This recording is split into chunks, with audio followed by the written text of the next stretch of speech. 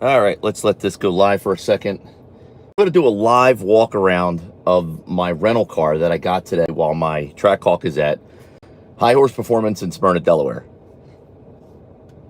This is a 2019 Jeep Grand Cherokee Limited. It's got leather seats. It's got the newer U-Connect face.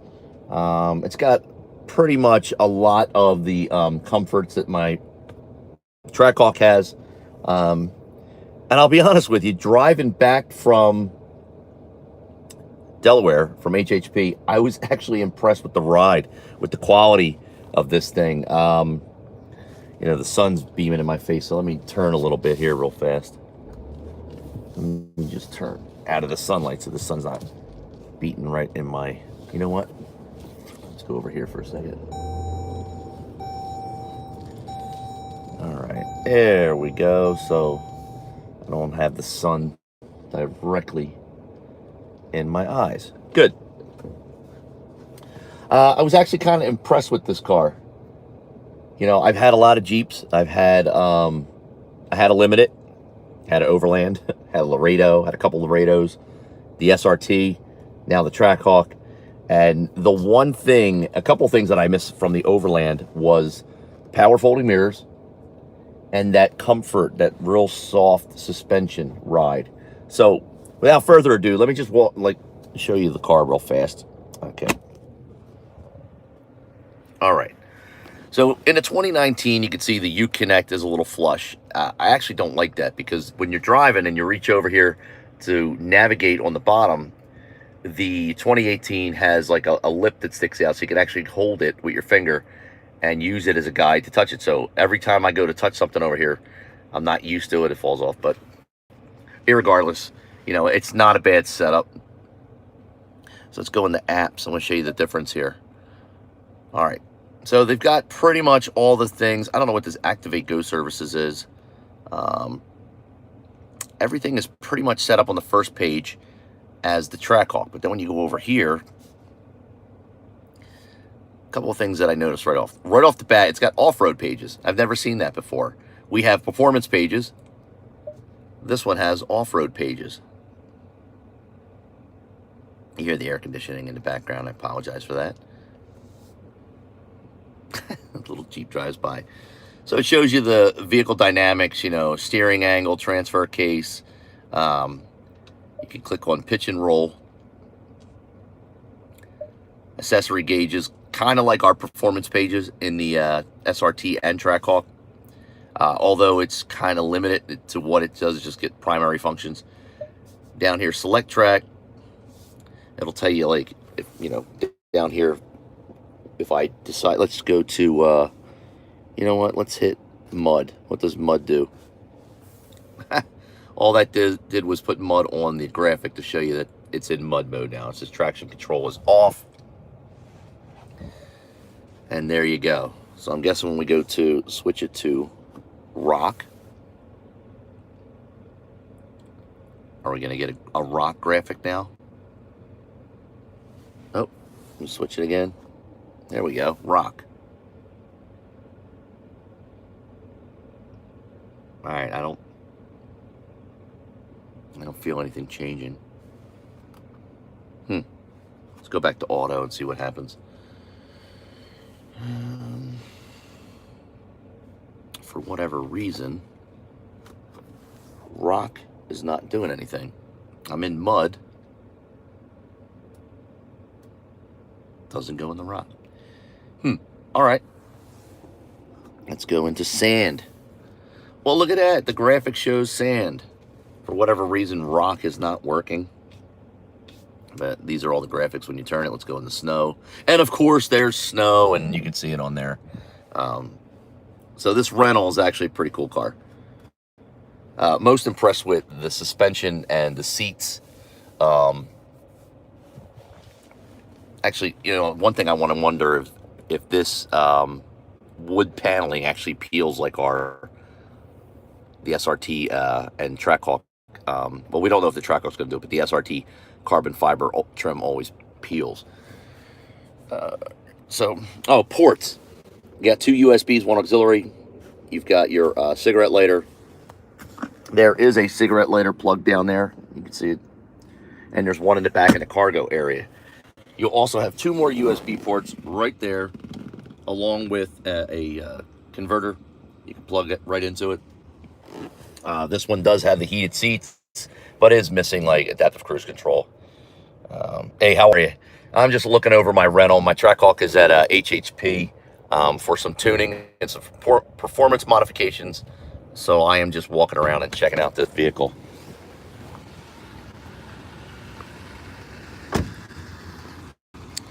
From the outside. I've had a couple limiteds in the past. I've had a Laredo, 1 or 2 Laredos. I had the Overland. I had the SRT. Now I have the Trackhawk. This was the car I chose for my rental when I went to Enterprise today, while my car's in high horse performance for the night. Not bad, I'll be honest with you. Driving it home, even though it's the V6 and it's not powerful,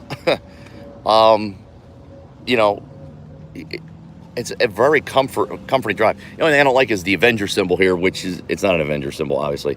The vehicle, unless you turn that off, will shut down at red lights. Let's take a look at this beast of a Hemi under the hood.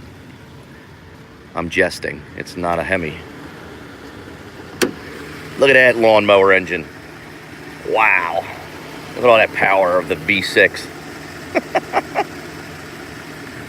Got my E85 ready to go. Got my cold air intake. Just got to take the lid off of it. I'm kidding. Some people are going to be like, what's he talking about? Listen how quiet it is. It's like a hairdryer on low.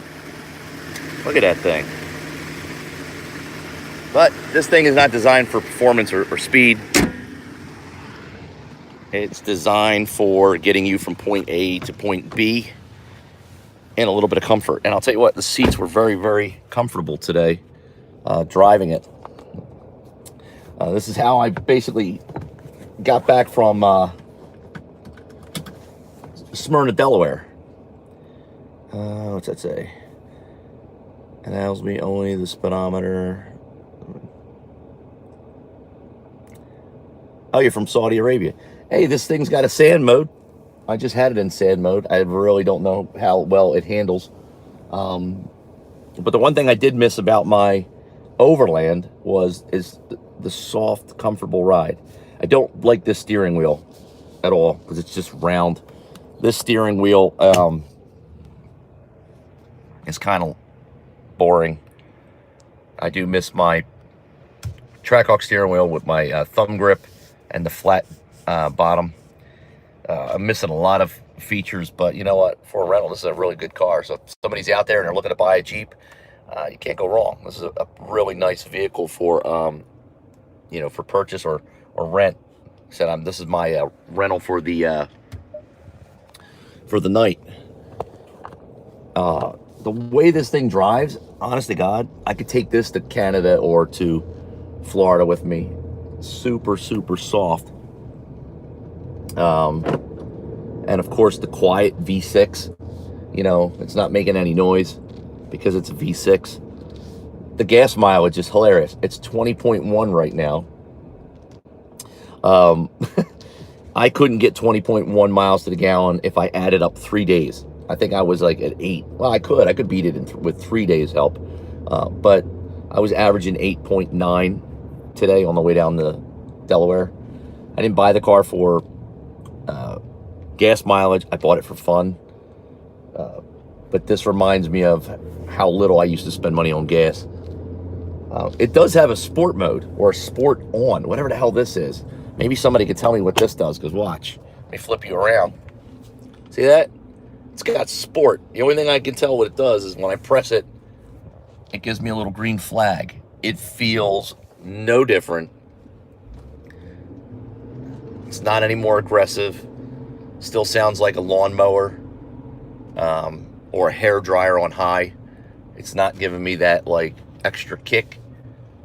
I don't feel anything in the steering. Yeah, so I don't even know what that does, but I'm going to turn it off because it really does nothing. Gave me a green flag that's no longer there, but I definitely picked a nice car for a rental. They had minivans there. That was like, so my choices were limited. Oh my God, a minivan. That would be crazy. And see, it just shut down. The little Avenger symbol came on. Look, the car's off. Let off the brake. It starts back up. That's interesting. It's also annoying when it shuts down because the air conditioner is 100 degrees out. When the as soon as it shuts down, the air conditioner is not blowing as cold as it could be. So if you're at a long light, you're screwed. But aside from that, I'll tell you what, not a bad car. It's actually not a bad car at all. Unfortunately, I'm not going to be able to test it on any trails or off-roading. I would absolutely love to try it, though. You can tell I'm bored out of my gourd and anticipating going back to HHP tomorrow to pick up my car, because now I'm looking for stuff to do, which includes reviewing this Grand Cherokee.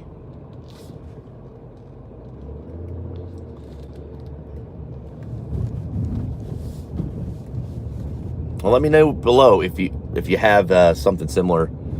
Is that Carl? Hey, Carl. Why not go to Penny Pack? Yeah, I could hit the trails over there. I'll be honest with you, driving back from Delaware in this, oh, it's comfortable. These seats are, it's not the seats, because the Trackhawk seats are really comfortable. It's the suspension. It's the real loose, like, laid back pot smoker. Man, I'm just enjoying that type of chill suspension. And that car almost hit me. Good thing I paid the extra $20 for full coverage. But that's the one thing I miss that I had on my Overland, was that real soft ride, you know. I would never trade the Trackhawk in for an Overland. It's one of those things that you sacrifice, but it's just, man, I could take this to Florida and I'd be completely happy. Comfort-wise, I'd be pissed off and yelling up and down again because the power is just not there. The V6 is terrible. The gas mileage is great, but the V6 is, it's brutal. It's absolutely brutal.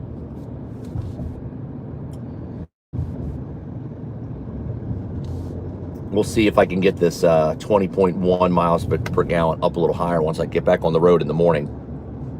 Now, I've got to be up extremely early again tomorrow. I'm going to get up at 5:30, get on the road at 6. It's an hour and a half drive, and I got to go right to Enterprise to drop this vehicle off.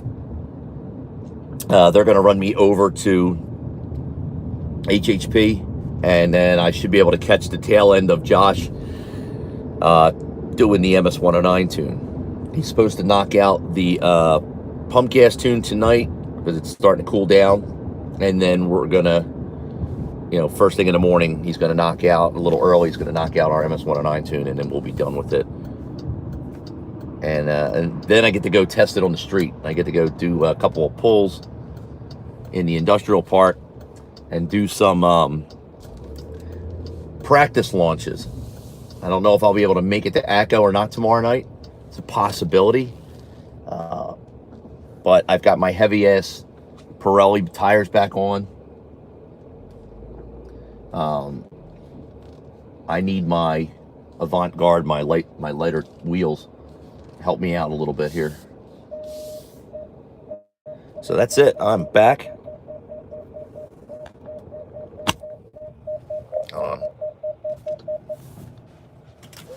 What was that? I can't read that. Hey, Devin. Scott, how are you?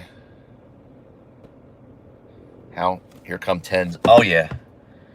Tomorrow, I can get myself into the 10-second club unofficially until I get to the track and actually get a time slip to prove it. But it should be a no-brainer with the power levels we're going with. The 2.85 Litton's Hellraiser pulley. I raised the injectors a little bit larger than what I had originally gone with.